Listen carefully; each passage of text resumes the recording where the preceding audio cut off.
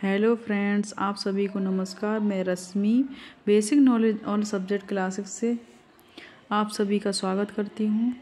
मैंने आज मैथ का एक टॉपिक लिया है जो है संख्या और संख्या पद्धति, जिसमें फर्स्ट पॉइंट ये है अंक।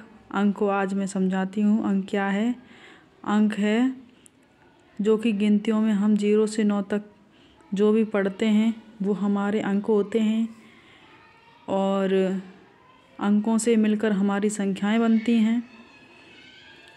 तो अंक और संख्या में यही अंतर है, अंकों से मिलकर संख्याएं बनती हैं और अंक 0 से 9 तक गिनतियों में जो होते हैं वो अंक कहलाते हैं। अब प्राकृत संख्या के बारे में बात करते हैं। प्राकृत संख्या क्या होती हैं? प्राकृत संख्या वो संख्याएं हैं जो 1 से लेकर अनंत तक होती हैं, यानी कोई भी संख्या हो सकती है लेकिन उसमें शून्य नहीं होती है। और पूर्ण संख्याएं क्या होती हैं? पूर्ण संख्याएं होती हैं जो 0 से शुरू होकर अनंत तक जाती हैं। प्राकृत और पूर्ण संख्या में यही अंतर होता है।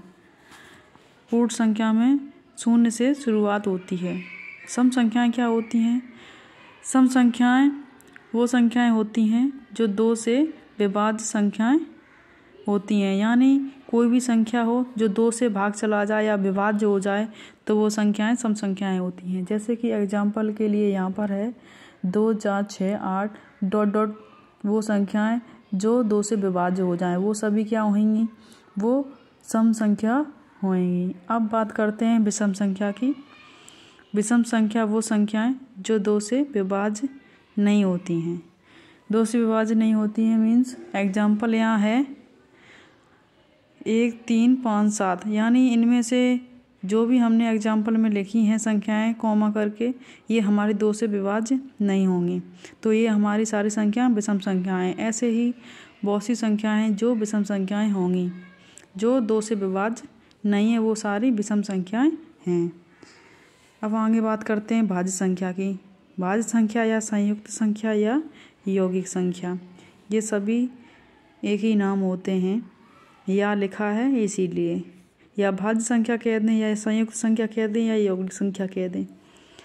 अब एग्जाम्पल के लिए मैंने लिखा है 4, 6, 8, 9, 10, 12, यानी ये वो संख्याएं हैं जो एक संख्या या जो संख्या है उसके अलावा, ये मतलब जो ये हैं उसके अलावा और एक, ये दोनों को ना कटे, यानी अन्य संख्या से कटे। इसको समझाने का तरीका राइट ये है कि ये संख्याएं खुद से भी नहीं कट सकती हैं और एक संख्या से भी नहीं कट सकती हैं, लेकिन ये दूसरी संख्याओं से कटती हैं। जैसे कि ये 4 अंक को हम लेते हैं तो इसको हम 2 से भाग देंगे तो इसमें 2 से भाग चला जाएगा। ना हम 1 ले रहे हैं ना 4 ले रहे हैं, लेकिन हम किसको ले रहे हैं? 2 को ले रहे हैं। तो यही इसका मेन वो है, ये भाज्य संख्याएं कहलाती हैं। ऐसे ही 6 को देखते हैं तो ये 6 है, ये हम 2 को इसको भाज्य कर सकते हैं 2 से मतलब भाग दे सकते हैं, और 3 से भी भाग दे सकते हैं। लेकिन इस भाज्य संख्या का रूल है, इसको जो संख्या लिखी है उससे भाग नहीं दे सकते हैं और एक संख्या से भाग नहीं दे सकते हैं, तो इसी को हम भाज्य संख्या कहते हैं। तो आपको एग्जाम्पल लिखा हुआ है तो यही भाज्य संख्याएं हैं। अब अभाज्य संख्याएं क्या होती हैं? अभाज्य संख्या असंयुक्त या रूट संख्याएं ये एक ही होती हैं।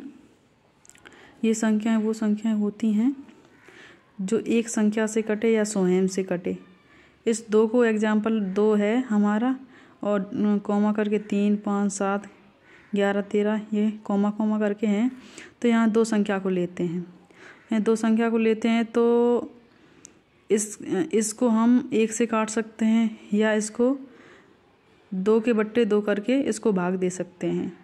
तो ये चीज़ तो अभाज्य संख्या का रूल है, क्योंकि ये 1 से कटेगी या फिर तो जो संख्या है उससे कटेगी, और अन्य संख्या से ये संख्याएं नहीं कट सकती हैं, तो यही अभाज्य संख्याएं हैं। अब बात करते हैं जुड़वा अभाज्य संख्याएं। जुड़वा अभाज्य संख्याएं वो होती हैं, ये अभाज्य संख्या से ही ली गई हैं, जिसमें अभाज्य संख्याएं 2 ऐसी ली जाती हैं जिसमें 2 का अंतर होता है। अब यहाँ देख सकते हैं हम 3 5 में 2 का अंतर है, 5 7 में 2 का अंतर है, 11 13 में 2 का अंतर है। तो ये हमारी क्या हुई, जुड़वांभाज्य संख्याएं हुई। अब बात करते हैं सहअभाज्य या असहभाज्य संख्या।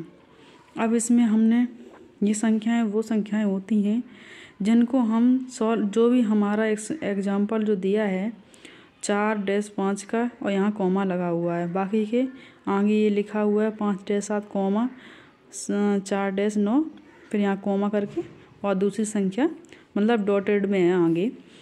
तो इस चीज़ का ये मतलब है कि जिसका महत्तम समापवर्तक सॉल्व करने पर मतलब हल करने पर 1 आए वो संख्या हमारी सहअभाज्य संख्या होगी।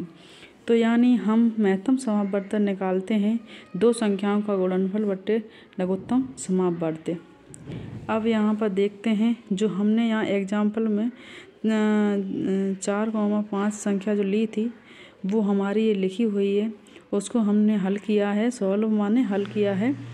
तो 2 संख्याओं का गुणनखंड तो ये हो गया 4 × 5 और बट्टे 20 हमने ये लघुत्तम समापवर्तक इन 2 संख्याओं का निकाला है। जैसे 4-5 का लघुत्तम समापवर्तक निकाला है तो 4 × 4 और फिर ये 5 करके, तो इसका आंसर 5 चौक 20 होगा। तो यहाँ पर हमने इसका लघुत्तम समापवर्तक निकाल कर यहाँ 20 लिखा हुआ है।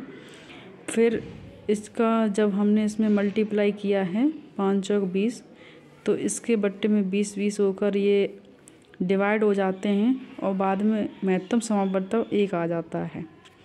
तो यही हमारा सहअभाज्य संख्या है, क्योंकि इसमें हमने आपको हल करके बताया है कि महत्तम समापवर्तक ऐसे निकालते हैं। तो हम समझ गए ये हमारी जो संख्याएं हैं वो हमारी सहअभाज्य संख्याएं हैं। तो हमने इतने सारे संख्याएं आपको बताई हैं।